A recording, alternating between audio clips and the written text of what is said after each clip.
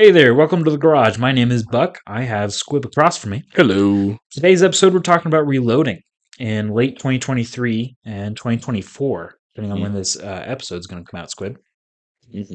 Just out of curiosity, how much experience do you have with hand loading? Very, very little. Very I, little. I was the guy who bought a reloading setup at a garage sale for like $50. Did you really? I did. It was a single stage press. I think it was a Lee. I could be wrong. I don't remember properly. But I tried to YouTube it. I tried to research all I could and learn. I didn't learn well with it, and I ended up reselling it and making like $300. But so I went and bought ammo after that. Just went and cleared the old shelves. Yeah, I just you know me. I'm, Yeah. I'm a buy and bolt kind of guy. Fair enough. As our custom with these episodes, I do want to start out kind of what's been happening since last time we spoke, Squib. What's Ooh, gone on? Squib's bought more I stuff. and I know you brought it to the studio. I did. Yep, here in the garage we have a Squib's new Colt M4 carbine. It is a Uh, Colt. it is a Colt. It is not a poverty pony. This is a thoroughbred. Ugh. Which obviously makes Buck's wallet cringe because he's like, Nothing nope, bad to say about Colt. no. But you're also gonna say Anderson's just as No, no, no, no, no. I okay. would never. So God, I'm this not was one of this those was a long people. time coming. This was a present to myself. It's featuring a Magpul stock, a beautiful primary arms 1 to 10 LPVO, Wilson Combat 4End that I had to order from Midway USA. Shout out to Midway USA for having the 4End I wanted in stock and the stock on it from Magpul. And they got it to me 3 days earlier than what they said they would for shipping. Midway shipping is ridiculous, dude. Big shout out to Midway because my rifle came in on Monday and I was expecting the parts on Wednesday. They showed up in the same order. So I was very, very happy with them. So shout out to Midway. They're going to get more business from me for sure. And I want to really quickly shout out to Primary Arms because I think you bought that optic on my recommendation just because I've worked with those LPVOs for such a long time. I have one that I actually just got done reviewing, and you actually kind of took it and ran with it. And I did. Well, I got lucky with you reviewing it at the time. I had looked at it on my wholesale page. Being a gun dealer, I have access to Primary Arms wholesale page. And this one really stuck out to me, being the illuminated reticle. And, everybody runs a 1 to 8. I wanted a little bit 1 to more. 10. Yeah, so this 1 to 10 really just tripped my trigger, no pun intended. So I was very fortunate that you had just reviewed a very similar scope, and so I went with it and ran with it. It's on a really solid primary arms one-piece mount, and I also threw a Strike Industries charging handle on it that my gunsmith had for like $20. Oh, So nice. how do you argue with $20 for a cool Strike Industries charging handle? Charging handles in general, to me, that's always stuck out as one of the most unnecessarily expensive thing to put on an AR. Yeah, it's kind of one of the cool things you buy. Like I might upgrade this to a Warhammer, those are like $80 a pop, but man, they look cool. Outside of this beautiful rifle we have in the garage here, I picked up I think I bought another 1,000 rounds of 223 and probably another 300 rounds of 5.56. And I think I also brought home about 400 rounds of 9mm because there's a run on it here, and I'm definitely contributing to that, but I don't care. I need to get on your compensation plan, Squib. Well, tax write-offs, buddy. As a gun Something dealer, like that. firearms and ammunition are a tax write-off for me, and with us encroaching on the end of the year, I wanted to make sure if I had to pay taxes, I would rather just go buy ammo instead. So outside of that and the ammo, I brought home a Smith & Wesson Shield Plus, 9mm, and that's actually for my lady. She wanted a carry gun, and we've been watching The Blacklist on Netflix. And Agent Elizabeth Keene on that, her primary gun she uses is a Smith & Wesson Shield. I don't know if it's a plus or not. But when my lady came to me and said, I really want a gun for protection, first of all, I could not smile any harder than I did. That was just music to my ears. And then I thought, I'm just going to go buy you a gun. And I ended up finding the one that she wanted. Has she shot it yet? She hasn't shot it. We're going out this next week. Good. We have just been so busy with everything going on, as Buck can attest. But that's pretty much the long and short of me. Buck, what's new in your world right now? Not a lot is going on in my corner right now. You're not panic buying like Squib? I'm not panic buying, Okay. Squib, because I'm not the person to add to panic buying and to add to the catastrophe. I am a menace to society, and my menacing comes from contributing to the panic buying. Because you know what? Everything's going to be okay, Squib. Maybe. So I will say, though, and I can't even say that because I'm going to contradict myself. I did go out this weekend and buy 1,050 small rifle primers. See, now that That makes sense So for I you, just though. realized I Yeah, can't even say that I don't add to the panic buying, but I yeah, did just buy an entire brick of yeah. primers. See, and I've always been doom and gloom. I've been a prepper for about 15 years now. So buying things in bulk and stocking up, that's just second nature to me. I move around too much to do that. It's It's too understandable. much I to will say move. moving my preps, Hmm. oh, it's not fun. I just Yeah. made the process of moving everything out of the house into the new one, and man, I got to take a better inventory of stuff so I don't buy so much sometimes. It's always been something that I make sure that the weapon, the ammunition, and the medical are like the big three things that squared away. Hmm. And that if I need to get out, those are the big three things. But I haven't been able to focus on prepping Hmm. just because 2 bedroom apartment with the potential to move in at Hmm. some point in the future. It's just You would be not. amazed what you can store under your bed, my friend. You would be amazed. I'm sure. I've got 6 months worth of freeze dried food under the bed on my side, and probably 1,500 to 2,500 rounds under my side of the bed. And I don't even know what's in the closet anymore. And I have a savings account Yeah, that's our difference. and 401k. So, Oh, rub it in. I did. I used to, and then I probably spent it on ammo. yeah. So, I mean, that's all I had. With that kind of out of the way, we can get into our episode reloading in 2023/2024, Hmm. depending on what year you're in. And Buck, you're really going to be the expert on this because, as you know, I have dipped my toes into reloading, but I've never jumped all the way in. And It's a deep pool it is. to And keep with the actually, I analogy. got to say, I'm grateful for you as a friend here because I am going to learn so much on that reloading side here soon, hopefully. Here in the garage, you have a wonderful setup that you've made, and I am just really looking forward to learning in the future. Squib calls it wonderful. Don't be deceived, people. I have the most hillbilly setup right now. But that's what's wonderful about it. I have like so Yee yee. just to start with kind of my build right now. I am running a herder's press that my dad bought at a farm auction for like $5 or $10. Oh, that's as hillbilly as Like it gets. I love it. old cast iron, like old timey press. The only thing more hillbilly that could be is if it was you traded like a horse for it or something. Well, I will say it adds to the hillbilly effect because I have it bolted into chipboard right now. That's okay. It's not a very good platform But you know what? It works, and you make some beautiful rounds. so far. Yeah, I have a long way to go. I will admit that, but as we kind of go through this episode, Squib, I will encourage you if you have any questions, feel free to interrupt me. Because if you don't ask them, then our commenters will end up in the comments Hmm. asking those questions anyways. Hmm. And while we would like to do Q and A's, please speak up about any questions because I'd be more than willing. That being said, we're going to learn quite a bit this episode. I hope. Um, the really big consistent theme of this episode is that that whole cough period from like 2020 until like even now really threw a curveball into the industry. Oh, it inflated the market like nothing I've ever seen on the reloading side. And the firearm industry, like across the board, was affected. But the reloading side of things, I would argue, was probably one of the most damaged uh, side of that. And still in recovery. I Still, mean, it yeah, seems like right as the world's starting to get its feet under it again, we have the stuff going on with Israel and Gaza, all this weird stuff happening with all the ammunition manufacturers in the U.S., may or may not be exporting to some countries. It's just a really interesting time. Now, I don't know if you were reloading at the time of like Sandy Hook back 2013 when their last big ammo run was. dude, I was 14 years old. Oh God, I forget how young you are. Well, I recall at those Come times on, man. at the start of the firearm industry when I was starting to get into it. Then it was kind of similar to the cough times where nobody could find powder, nobody could find primers. You were able to find some bullets or projectiles and some cases, but it 22 seemed. long rifle. Oh, and I admit I was that guy who bought 15,000 rounds of it, was reselling it on the side. Yeah. Side hustles are real. Just to cover our main basics, when we're talking about like the availability for reloading, we're talking about the main 4 components. Hmm. We're talking about brass bullets, powder, and primers. Hmm. Those are our big 4 that you need to make freedom seeds. Hmm. Some people I call them love that term, freedom freedom seeds. seeds, bullets, whatever you want to call them.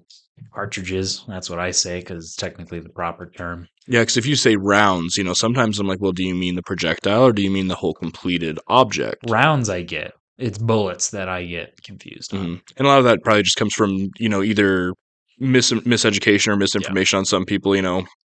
It's not weird for, my mother, for example, to be like, "Hey, I picked you up some bullets." And I'm like, "Wow, I hope you mean you picked me up Yeah, some rounds, yeah. because I don't know what I'm gonna do with just those random projectiles. You want me to chuck them at somebody?"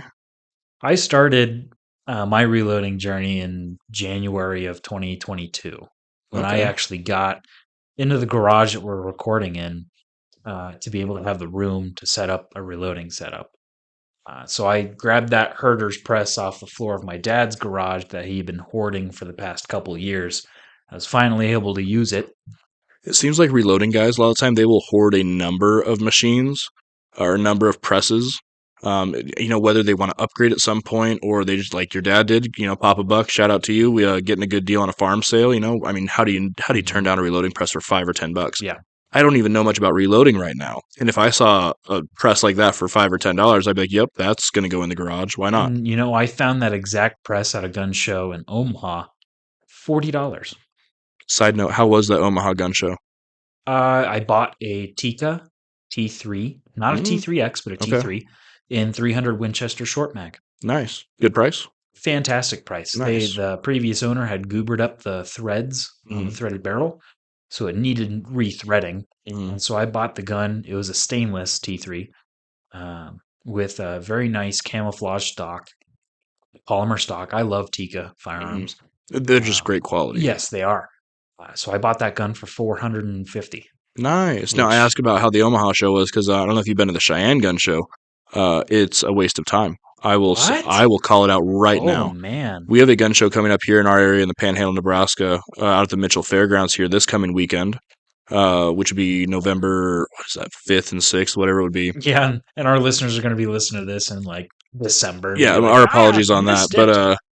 but yeah, this show is twice what the Cheyenne, Wyoming show is, which is surprising and disappointing. I've made that trip twice to Cheyenne for it, and both times I wish I'd just saved the gas.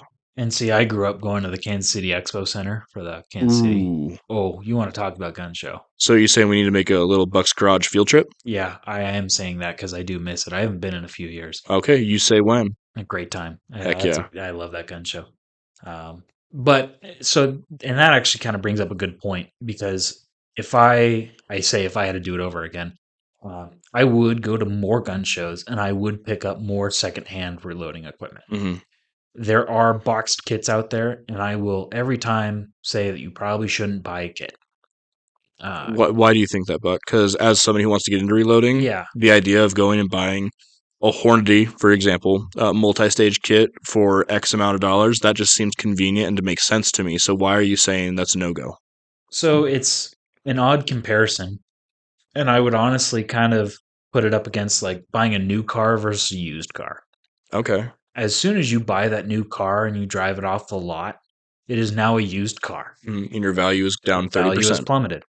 As soon as you check out with that reloading kit, really the only sellable item that you might be able to get your money out of is the press itself. Okay.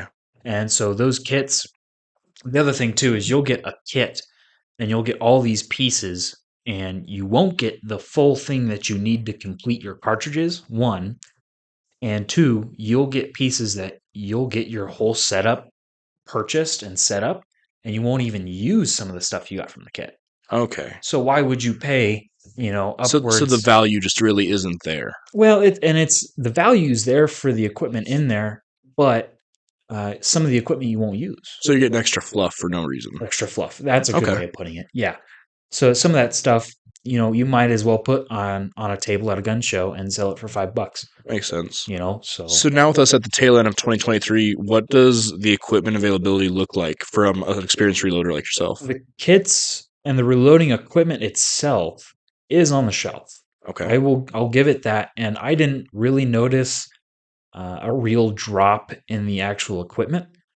But that being said, it is more of a buy once and you're kind of done sort of thing. hmm Unless you're going from like single stage to progressive press, which hmm for those that don't know, single stage, one lever pull does one action on the press, whether it's seating a bullet, sizing a cartridge, you're doing one thing with each lever pull.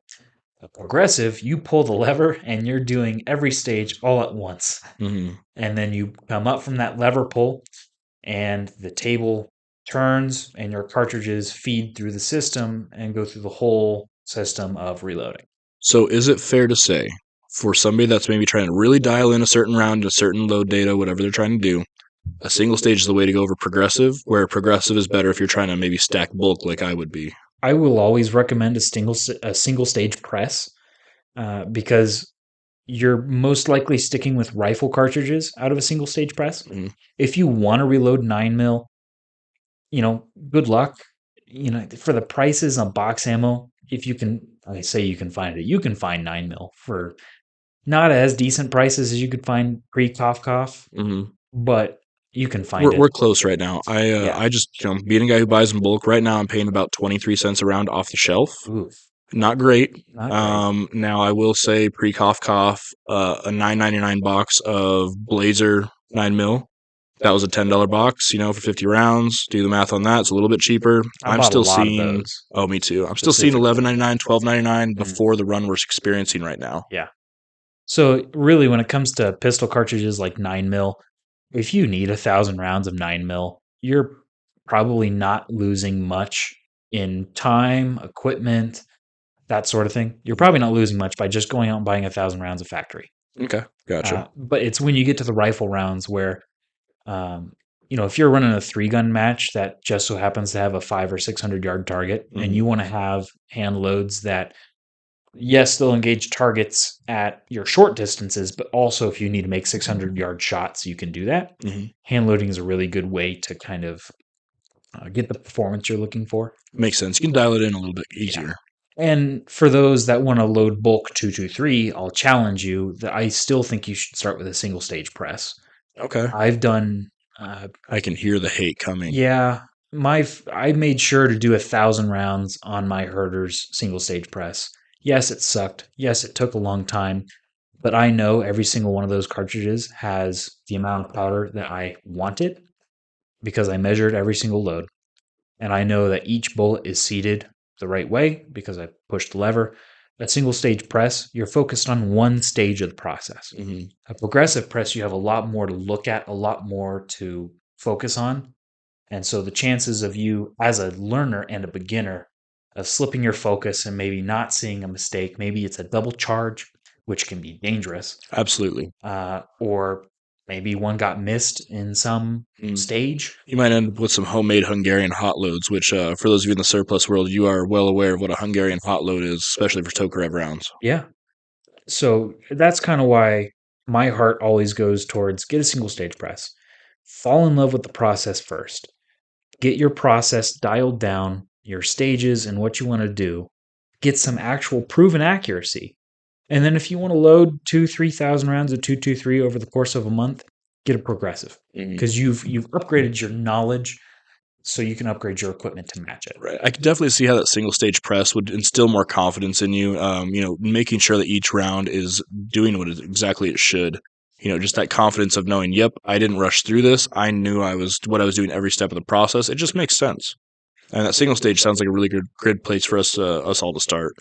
I don't know if I'll ever get to a progressive. The thought of going to one after my 1,000 rounds at 223 on single stage, it is tempting because 1,000 rounds on single stage takes a long Yeah, time. I thought your right bicep was looking a little bigger lately. Oh yeah, that's why. But no, it also takes me a while because I'm very picky on powder charges. I Mhm. have 2 different weight scales that I verify weight on to make sure that I have the grain weight that I want. Right. So So outside of equipment, what should people be starting with? yeah, so and I kind of want to talk about kind of the availability of some of our components and kind of Mhm. how that's evolved from like 2020 until now. Mhm. And I will start with the most boring one, brass. Some people are going to fight me on this because a lot of people buy brand new brass Mhm. to reload with. Which I never understood, but after hearing about how all the load data goes into it, all the experimentation, I completely understand now why. Yes, yes.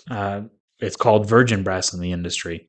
Ooh. And the consistency from case to case really matters. And I say that really you're turning half MOA groups to like zero point 0.1 MOA groups. Mhm. And some of you bench rest shooters out there, some of you competition shooters, you can definitely attest to this. Uh, Consistent brass is kind of like if you've run out of stuff to change on your load and you've gotten it as accurate as possible, go from like once fired brass to virgin Lapois or quality brass, and that'll take you the way you need to go. Now, Buck, if I'm not mistaken, I believe you're a little brass goblin when it comes to the range, I though, am aren't a you? brass rat. That's Brass rat. I haven't heard that term before. really because I always that's refer to them as brass goblins. yeah, I'm a brass rat. I like And it. it's the person that goes through the range with their hands behind their back, looking at each bucket to see what's in Mm, there. And I will go into each bucket. I've gone not dumpster diving, but trash can diving for brass mm. before. Oh, I've had old, especially older men. It seems like I don't know if that's a retirement thing or whatever, but Oh I've had guys man, tap me on the shoulder and be like, "Hey, are you gonna keep that brass?" I've made some And friends that way. really, I'm sure you've also made some enemies. Not enemies, but like you get the people that are like, yeah, I'm a reloader. A reloader, get away from Mm, me. yep. I've had those people. For my bulk 223 loads, I do use once fired brass. Hmm. I say once fired, I use range brass, which a Hmm. lot of people will actually say, why? And they'll say, don't do that. And I'll say, if you're dealing with small enough cartridges and consistent enough loads, if you're really dialing in your powder charges, I don't think it should matter too much. That makes The sense. argument there is you don't know how many times that round has been sent off Hmm. before a reloader says, okay, this is the last time, which means I'm not going to pick it up at the range and I'll put it in the trash. And then I come along and say, oh, brass looks like brass. You Hmm. can't tell that it's gone through 20 firings. Yeah. I load it up and maybe there's a malfunction in my gun. That's the argument. And I totally get that. I do. I bought 50 cases of once fired Winchester brass, and I'm hoping that that was actually once fired. So we'll Hmm. see. For 300 Win Mag, Yeah. that is a little bit more of a gamble. It seems like for somebody starting out, maybe on a budget or wanting to get into it, that range brass is a really great way to start. And you're gonna have what the cost of your time. The cost of yeah, with brass especially, yeah, cost of your time picking it up.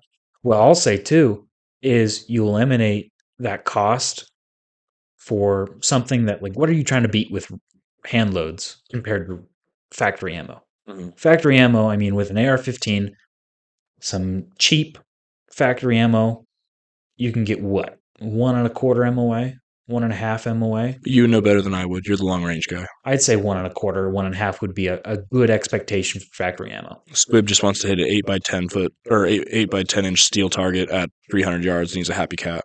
And with the range brass that I've picked up and the consistencies of my processes, I've been able to get 3/4 MOA, or yeah, no, 3/4 MOA with my AR-15, and that I'm very happy with. If you have factory ammo shooting 1.5 and I'm shooting 0.75 with my hand loads, you're cutting that group in half. Hmm. And so when you look at range brass and what can it do for you in 223, 5.56, if it can cut your groups in half, I'm doing that. At the same time, also saving the cost of picking up brass. Disclaimer: I am not telling you guys to go pick up brass at the range and put hot loads in and put it in your gun. I'm not telling you No, that. no, but we are definitely saying if you want to save some money and you don't mind getting your hands a little brassy and carbony, that stuff washes off and you can save yourself a bunch of money by picking up some brass. Another good money saver: there are a lot of really good websites out there that sell actual once fired brass. And I assume they're all affiliated with local ranges in their area that they say just pick up the brass and then they sell it online. Hmm. I think that's a decent way of saving some money and finding Yeah. some brass. I also think it's a great way to find some oddball cartridges, like Hmm. the 7.62 by 5.4R that I'm loading. Hmm. I can't really find available brass Hmm. for it. Well, there's probably all of two companies in the world that make brass rounds for that. La Poire, I think they make cases for it, Hmm. but I don't have the money for La Poire cases. So That's understandable. that's a route to go. And I'll even throw this out there, Squib, and this is something you can do. If you have a case that is the child cartridge of another case, you can use dies to turn that case into its parent or the parent into the child. Hmm. And hopefully that makes a little bit of sense. An example of this is 243, 260, 250. You can take 308 case, run them through any of those dies. So for this instance, we'll take a 243. Okay. You can run that 308 into a 243 die, and it will turn your neck into a 243 size neck. You might have to fire form to get the correct shoulder profile, and that just means you put it up with a moderate load, not a hot load, smaller bullet, chamber it in your gun, and fire it. Essentially, that's what it is. There's way more that goes into it. We don't have the time. But essentially, that's what it is. And it fire forms, it expands that brass to the chamber and turns it into an actual piece of what that gun's chambered in. So in this case, you would shoot that formed 308 case in a 243 chamber. It would come out as a 243. Mm-hmm. You can do the same thing with 243. Run it into a 308 sizing die. Please use perennial lube because that's a great way to get a stuck case. So use as much lube as you can. Run it up in a 308 die and pop. Out comes a 308 size case. So You got options. you do. Well, and especially if you're shooting really common cartridges like 308. Imagine that. Right. Or 270 and 30-06. Those cases you can do that with. That makes sense. So what's our next component here? Are we moving to projectiles? Yeah. So the next easiest during cough period was definitely bullets, I would say. And not to say that any of these were easy to get during that time period, but in the sense of things, bullets was probably the next component. And a lot of great companies make bullets. Some of the ones we have up on the notes here. I use a lot of Hornady. I actually do use a ton of Spear bullets. Bergara, Nosler, Sierra. Midway USA has a great program where they sell factory seconds. Okay. I think those are Sierras, if I had to guess. Gotcha. But it also depends. They get factory seconds from all kinds of manufacturers. Shout out again to Midway USA coming in clutch. I mean, they're just a fantastic company. I pay a lot of their employees' payroll. Yeah, you think so? That's the best way of saying They're that. definitely gonna get some more business out of me. You know that. Yeah. But a lot of your normal weights and diameters were consistently available during cough period, from my experience. And if that wasn't the case for you guys, comment where you guys are and kind of how that affected your reloading setup and what was unavailable. Things all over this nation are different depending on the market. Yeah. I know right now down in Arizona, Utah, good luck finding 5.56 on a shelf. Really? You cannot. It is few and far between. There is a crazy run on it. And that might expand up here to the Midwest. It just depends. Right now up here in the Midwest, good luck finding 22.250. It's deer season.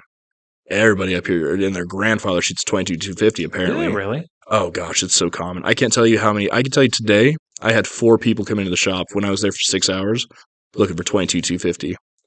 Common round up here for deer, unable to be found. I'm surprised it's even legal to use. It's about the smallest you can use. Yeah, that makes sense. Well, you're also talking to a guy who's using a 5.56 rifle for deer season this year. Well, 75, 77 grain 77 hunting bullet. That's Hornady. big enough. Yep, Hornady Knock match. them down. Bullets. So yeah, even if you didn't have bullets during cough period, those are probably the first components to come back in the area.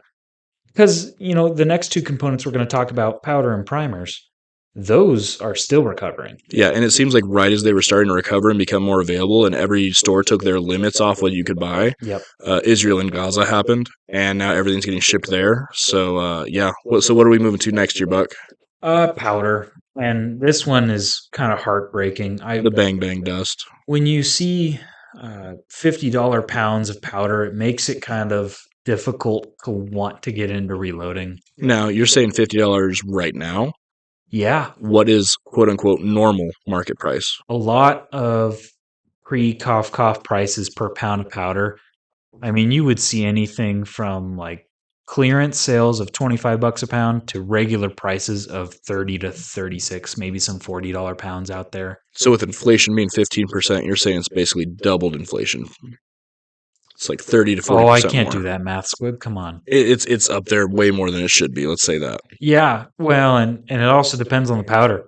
Varget is a powder that's widely used in a lot of different cartridges. People use it in 223, 308, even 30-06. I have load development for 7.62x54R with Varget, and that powder jumped probably from 36, $40 a pound, and it's consistently $50 a pound right now. H335 is another powder. I use H335 for my 223 loads. That has seen a reduction in price. I can get that for about $36 per pound. But now I'm having the trouble of finding it again. You're going to get raided now. Someone thinks you have 36 pounds of powder in your apartment at least. I'm actually not too far off. I think I'm in the 20s. Nice. Okay. Yeah. But once you kind of put that math together, $50 a pound for 20 pounds. I mean, You basically had what was Squib's 401k in powder. that's not a lot in your 401k, buddy. No, the previous company was not good, Squib. So, I mean, yeah. So powder's rough. That also, I load for a lot of high capacity cartridges. Yeah, you load big boy calibers. 338 Lapois takes anywhere from 90 to 100 grains of powder, depending on what you're using. That doesn't make a pound go very far. No, I could see how that would happen. Yeah, 300 Win Mag, I mean, you're looking at anywhere from 60 to 80 grains of powder. I mean, that is so much weight in one case. So it doesn't go very far when you're loading for those big cartridges. That makes sense. And are we still now? I know I was just shopping for some ammo the other day, and I have yet to see the limits come back for boxes of ammunition or for powder. Do you foresee the limits happening again? Because a lot of stores did it where it's like, hey, you can buy 1 pound or 2 pounds a day. That's it. I think if this issue keeps going, I can see it for powder. I don't see it happening for ammo, especially 223 or 9mm. I hope not. I mean, I can't really say I hope not either because I don't buy 223 or 9mm. I buy a little bit of 9mm, but I don't buy 223 anymore because I just load it. Yeah. But if I run out of H235, which is looking like that might happen, maybe I will have to buy 223 factory ammo. In which case, I think they'll have it on the shelf. I hope so. I'm not worried. I'm not worried that Squib will come in and buy a store's worth of ammo. And maybe, You should be. Maybe that's unwarranted, and maybe I should be scared of that. I've dropped probably $1,500 in ammo in the past 3 weeks. Dude, It's also a little present to myself. I've earned it. You didn't have that Colt AR-15 M4 sitting right next to you. I would have told you you could have bought a gun with that money. Yeah, you did. My kind of practice isn't anymore. I try to stock up on the ammo before I buy the gun, if it's a different caliber than what I currently own. For example, I was stocking up on 30-06. Granted, I did buy that Savage 110 for a deer rifle last year. My goal is to have 1,000 rounds of 30-06 so I can buy an M1 Garand. 1,000 rounds of 30-06? Well, because I'm not hunting gun? No, well, it depends on what I'm hunting. It's a hunting gun. It is, Not the M1 Garand for you folks listening, but the Savage bolt gun. Absolutely. 30-06. But if Squib comes across an M1 Garand, I would love to be able to feed it properly. Anything under 180 grain. 150 grain is 150 is what they're saying. Okay, it's 150. And then in the perfect world, Squib would love to get a full auto license in the future and get a BAR. So when you have all the money in the world, absolutely, I would also call your ammo manufacturers and make sure that even if you do buy 150 grain ammo, make sure it's runnable in an M1 Garand because the pressures have spiked since then. And from what I've read, shout out to Royal Tiger Imports for some awesome surplus out there. Their remanned, re-armored M1 Garands are supposed to be rated for 180 grain. So we'll see. Maybe I might be wrong on that, but I'm pretty sure I saw that a couple weeks ago. It was 180 grain and below is what you're supposed to run in those. I wonder if they're going to see some warped guide rods in the future. I don't know. Maybe. But my thing is, if I can buy it and stack it before I buy the gun, I'm a really happy cat. My head is still reeling at 1,000 rounds of 30-06. It'd be heavy. Oh, yeah. Yeah, you're probably the only person in the country that owns 1,000 rounds of 30-06 at one time. Yeah, maybe. People in the comments prove me wrong. Yeah, but who's got 1,000 rounds? Our Patreon members, send us pictures of your ammo stacks and your cool stashes of Bang Bang food, because nothing makes me happier than seeing stacks on stacks and stacks of rounds. Man, that's a lot of money too. Mm-hmm. But it doesn't go bad. Yeah, you store it right. No, so I mean, powder was crazy. Mm-hmm. Not to get the train back on schedule, but powder was nuts, but not near as frustrating as primers, Squib. Oh, primers are the bane of a reloader's existence, because I can't tell you how many people I see every week that are like, do you have any small rifle primers or large magnum rifle primers? It's just every week it's something. At this point, at least the powder is being put out on the shelves. Mm-hmm. Primers are still behind the counter. Yeah. At our local shop. Yep. At Murdoch's. They're still behind the counter. They won't, you have to ask for them, essentially. And if you're not looking for small pistol or large pistol, good luck. Good luck. Yeah. Yep. 100% good luck. And I mean that sincerely. I hope you find all the primers in the world. Because, Buck sure isn't finding them. I found enough to hold me over, but those still have the limits on it. You Mhm. know, I'm usually limited to probably 400 at a time. Next time, send Squib a text. You'd be like, "Hey, come get in line behind me. I'll help you out." 400 primers for me holds me over for quite a bit. Since Mhm. I'm not on a progressive, and since I am on a single stage press, and I'm still doing a lot of load development, so my components right now, I'm not punching a lot of primers. So 400 gets me a long way. And now they were selling some Fiocchi um, small rifle primers Mhm. behind the counter, and I did buy.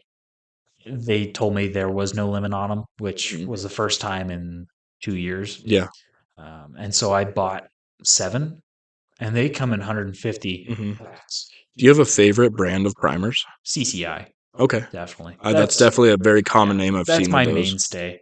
That being said, I'm starting to use Remington, um, Fiocchi. Obviously, I just bought a bunch of those. I think I have 2,000 ish. So are you kind of just buying what you can and what's available You right have now? to. Okay. You just have to. Because the prices, they are ridiculous, but if you're buying them by the hundred, they're affordable. Mhm. So the Fiocchi, I'm buying 150 primers for $11. And so that it kind of adds up when you're buying 7 at a time. I mean, I Sure. think that was an $80 bill when I went. It was actually $90 after everything was said and done. So I'm bad at math. But $90 for 1,050 primers is what it ended up being. Uh, right now in today's game, that's not bad. Mhm. And some people are going to cry in the comments.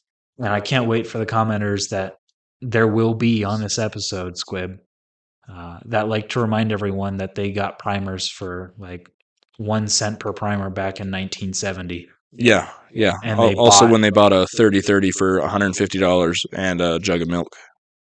yeah, something like that. Yeah, weird But, trades back in the day. well, I guess so. Hey, I mean, you're old enough, but whatever.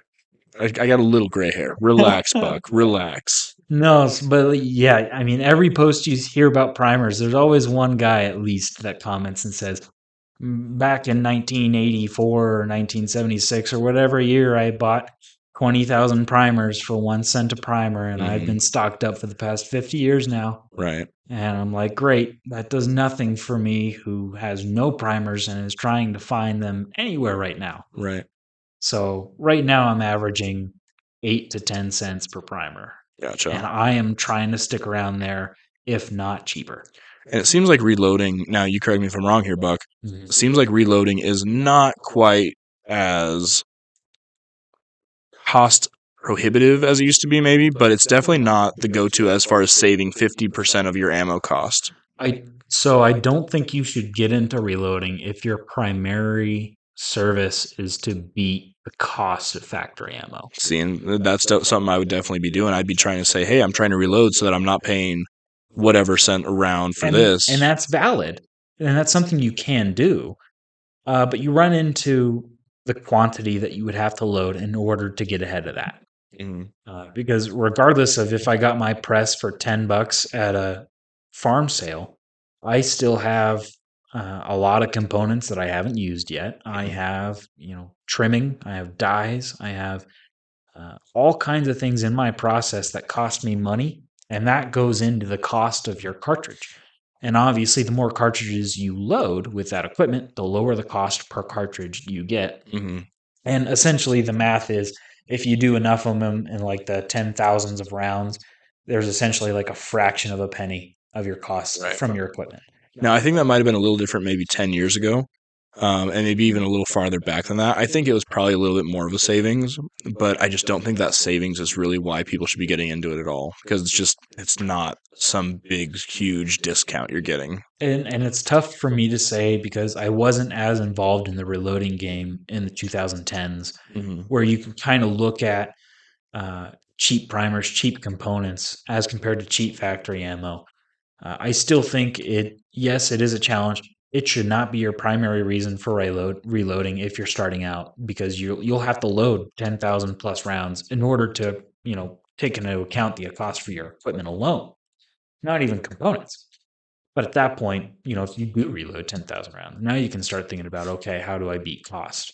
Right. So I think if you're going to start reloading, you should be looking at how do I beat factory ammo's accuracy, and in doing that, up your performance at the range to be like the most you can be ballistically, get the most out of your rifle, get the most out of your ammo, so that you can raise to that level of efficiency of your equipment. And I think that's the primary reason I load, so I can get a good, accurate load and then go to work with that. Makes sense. Now, educate me and the listeners here. What are the different types of primers? Yeah. So, oh man, I mean, there's only 4 different types. You have small and large primers. Period. They are the same size. There is a designation for rifle and there is a designation for pistol. And I'll actually correct myself. There are 6 types of primers. No, 8. There's an amount of primers. There's a certain amount of primers out there. So, What are the most common ones people are realistically going to be seeing, looking for, or using? so that's a lot. Oh, goodness. But so small pistol, you can actually find. Mhm. Small magnum pistol, I think you can still find. Now, for small pistol, educate me. Are we talking up to a 45 ACP? 9 mil up to, I'd say, 45 ACP. Yep. Okay. Small pistol magnum, you're looking at 357 magnum. 44? I don't know. I don't Okay. know. The pistol cartridges I'm not as fluent in. Right, since because I don't- you're primarily a rifle Yeah, reloader. I don't load pistol rounds, so I don't know which one 45 Colt takes or any of those. They do have large pistol primers and large pistol magnum, I think. Mhm.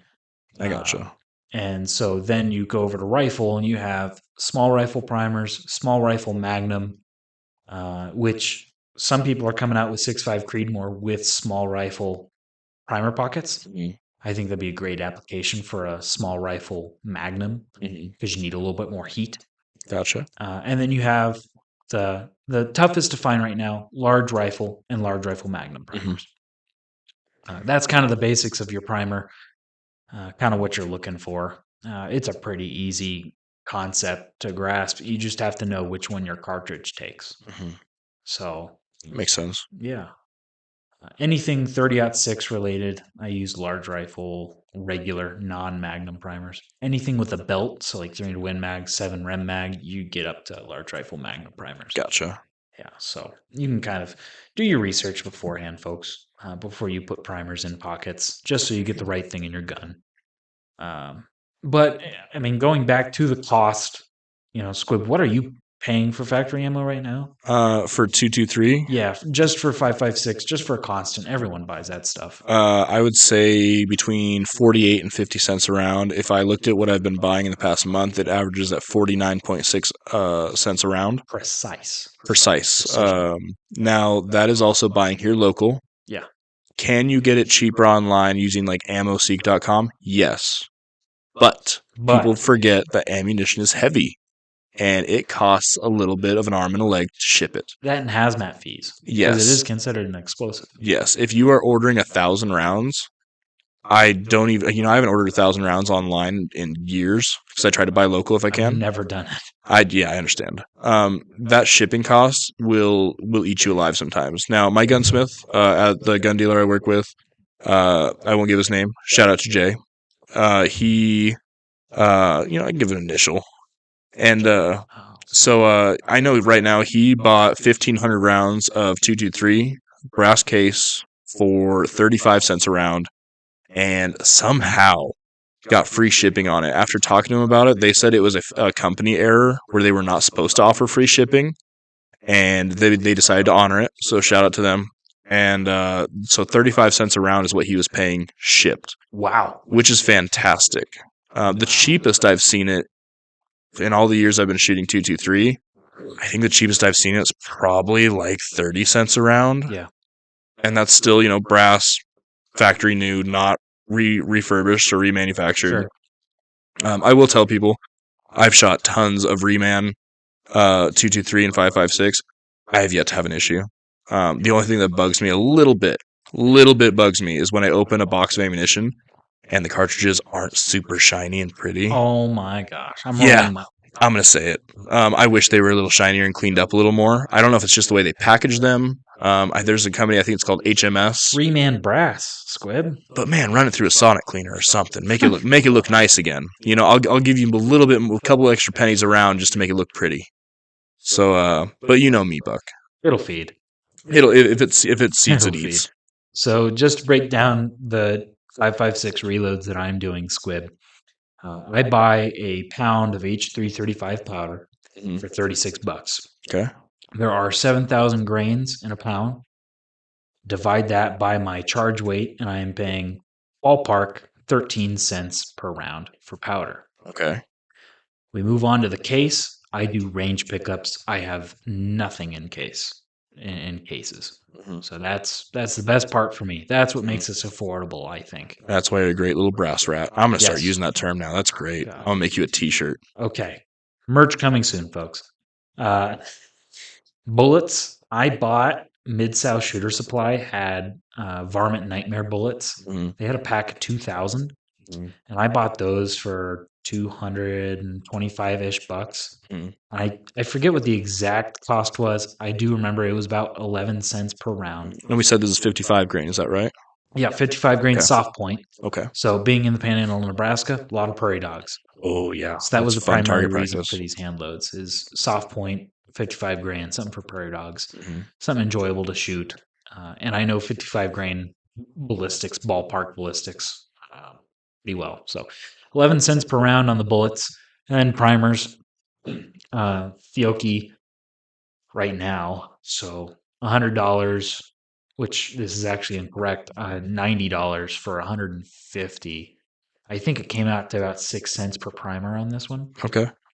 So that lands us actually right at 30 cents for one of my hand loads.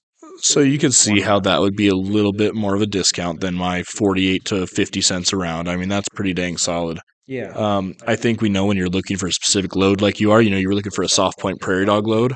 I think that 30 cents a round, that's awesome. Yeah, and so it's not like you're buying 50 cents a round for FMJ ammo that you can't use on animals. Mm-hmm. But when you go into hand loading and you compare 50-cent range ammo to my 30-cent hunting or varmint ammo, every 1,000 rounds you're saving about $200, Which is pretty that, dang solid. and that's probably the best way to put that. Mm-hmm. If you're buying 1,000 rounds, or if you're loading 1,000 rounds, that's about where your savings is. Granted, I didn't put the cost of my equipment in there, Right. so that's just cost of components. The more you load, the less the cost of your equipment will play a factor into that. And I think part of this we need to bring in here is what is your time worth? Oh my gosh. If you're on a progressive press, like we mentioned earlier, it would certainly save you a lot of time, but then you're not getting that accuracy of loading like you would with a single stage like what you're doing. Yeah, and there are progressives out there that can load to the accuracy of a single stage, but you're going to pay a lot more for them. Mm-hmm. I know that for sure. I'm not named after the company, but well, I guess I can't give that away now. No, you cannot. No, I can't. You're anonymous, man. buddy. Gosh. Anyways, no, there's some really fancy presses out there, especially with progressives. So they can load accurately, but I don't have the money to dish out for one. So I'll just stick with my single stage press. And my time right now, I got plenty of it. So You say you don't have the money for it. Buck is much better at saving money than I am. I do, but I don't. I got to save up, man. I get that. You have some big things going on in life, so I get it. So far. But yeah, that's kind of the comparison there. I like loading. It's also very therapeutic for me. For those listening, it takes me, and some people's jaws may hit the floor. It takes me about 3 hours from a primed case to an actual functional cartridge. It takes me 3 hours for 100 of those. Ouch. I put on a movie. I can see that, and to listen to. And I will say, if you are loading, make sure your focus is on the hand load and listen to music or a podcast. Put on the Buck's Garage podcast while you're reloading and reload to it. But make sure you're focused on your loading. That's how powders get mixed up. That's how double charges happen. Mm-hmm. So make sure you're focused. I will caveat that. But I put on Lord of the Rings because I've watched it 50,000 times. Oh, classic. Yeah, and what is your favorite Lord of the Rings? Return of the King. Return of the King. Oh, that ending battle scene's fantastic. Yeah. Well, yeah. We could talk about that all day, but we're talking about reloading. No, Lord of the Rings is the one I put on when I don't Mm, want to watch something and when I have to focus on something else. Because I've seen it enough times, I listen to it, and that's okay for me. So, 3 hours for 100 cartridges, it is painful. It does suck. It does take a while. But it's my therapy session, so I guess there's some benefit to that. Uh, yeah, I think now we can kind of close up this episode with kind of mm, the forecast in the future for some of these components, yep. especially with such a lively scenario going on right now. Yeah, and I would say this forecast for the future is definitely optimistic, For sure. hopefully realistic, but we're definitely erring on the optimistic side here. Well, and who knows, because we're recording right now in November. When this podcast episode comes out, it'll probably be December. Yeah. And so there is going to be a gap of news here, Squib, Hmm. between recording and release. So maybe we make some predictions here and maybe they come true. Yeah, we'll see what happens. Yeah. So, I mean, brass is brass. I won't talk about that component right Mm, now. Bullets are pretty plentiful. mm, Murdoch's actually had a sale on Hornady bullets. They're pretty sacked right now. mm. But I think those will stay pretty strong. Hornady, I think, did shut down due to that explosion. Yeah, that was a very sad event that happened at their Grand Yes. Island plant. Now, it was not at their main ammunition plant. It was at No. one of their, Primer yeah, facilities. their primer Yeah. facility, which was very sad. I know of at least one victim that passed away from Yes. that. Unfortunately. Um, very sad reality of when you're working around explosives, accidents can happen, and that's Mhm. why you need to pay extra attention to that kind of thing. Definitely. So I am not sure if they're up and running just yet. By the time this podcast airs, I'd hope they'd be up Hmm. and churning out ammo because they're a really big supplier. Absolutely. So aside from that, powder, I really want this to come back, Squib. By the end of this year, I want to be able to go to Murdoch's and buy H335 powder, which right now I can't. Rotumbo, because I use that sometimes. And I would like a nice selection of Hodgdon powder, which is kind of one of the bigger companies for you that might not know Squib. Hmm. Hodgdon powder is one of the bigger ones. I'd like for a little bit of a selection to come back by the end of the year. I don't know how much it's going to happen, but that's my prediction. Well, we can dream. We can dream. And then on the really, really optimistic side of things, I would like primers to be available to the point where a limit doesn't have to be put on them. Boy, you really are I optimistic with really this. am Wow. optimistic. And now that I say that, I don't think that. I don't think it's going to Well, happen. so like CCIs, um, Cabela's actually had some in Sydney, Nebraska. They had CCIs, but they're BR4s, which are bench rest primers. So they're meant to be like the most consistent primer you can get. But they're priced at probably 15 cents a primer. Mhm. And so that hurts the wallet a little bit. Yep. So for bench rest people, they don't care about cost. They want the accuracy that Right. comes with that. So great for them. If it's $6 a round loaded up, it better be real accurate, but boy, they'll do it. Well, yeah, especially when you look at the cost of their bullets. But um, no, for me, I want something that's cost effective. So I'm okay with sticking at 8 to 10 cents for those Fiocchi primers and using those. And there are no limit on them, but I could see a situation where that gets reinstated. That being said, I'd like for a more consistent flow of primers because we don't know right now if a set of primers comes in when the next one's going to be. Right. No idea. They could show up the next day. They could show up the next week. They could never show up. Mhm. So I would like a little bit more consistency on the primer side, just because I've been suffering from that for a while now. I'd like to see it come I back. think all reloaders have been suffering with you. They have. Well, and I chose a terrible time to start. Yeah, you could have planned that a little bit better, but it's not like we That's right. planned for cough times or world events and World War III possibly sparking off. We just never know. I remember being at Kansas City Cabela's in 2019, late 2019. And I think that's when primers started to go. And I remember seeing a box of 1,000 CCI. No, they were federal. Sorry, excuse me. They were federal primers, large magnum rifle, which right now is non existent Yeah, still. They're not on a shelf. They're not on a shelf. You got to know a guy who knows a guy at the gun counter. You got to ask every time you go into the gun shop for a good 4 months before you see those. But I remember seeing them. It was the last box of 1,000 on the rack for $64. Yeah, and you were looking at 6.5 cents per primer. And I didn't reload at the time, but I was like, man, this would be a great purchase for me to buy and then keep until I do reload. And so I turned around and I texted my dad and said, hey, do we need these primers? And I was looking at my phone, and he replied really fast and he said, yes, buy them. I turn around, gone. Oh, Absolutely gone. the tale of the gun store. Yes. So I needed to, that's the key, folks. If you ever need to check on something, if you really need something, Just buy it. well, do it while holding the product. Mm-hmm. At the very least, you can put it back for the next person to buy it. Squib tells you to impulse buy. Impulse buy all the things. I won't tell you to impulse buy, don't worry. So, yeah, the forecast is looking a little rough, but we can be optimistic. We can be optimistic. And when it comes to my reloading setup, I have enough to get by to where Squib, if you needed to get your crazy amount of 223, I could probably help accommodate for some of that. If Buck goes missing for 3 weeks, it's because I locked him in his garage with pizza and Mountain Dew and Dr. Pepper and just gave him a whole, 6 buckets of brass and said, make them. I have my next 1,000 rounds of 223 primed and ready for powder. So I won't have to lock you up for that long. You'll be in there 5 days? We'll see. I'll let the girlfriend know you went on vacation or something. Something like that. Tell her to stay out of the garage. She never goes to the garage anyways. See, perfect. That's why we love to record down here. That's why it's Buck's garage. Perfect. Anyways, but yeah. So, I mean, we can be optimistic, but it's going to be a rough time. If you have enough to get you by, get by with what you have. So, with that, I think that's going to do it for this episode, Squib. Thank you for joining me on the whole reloading journey.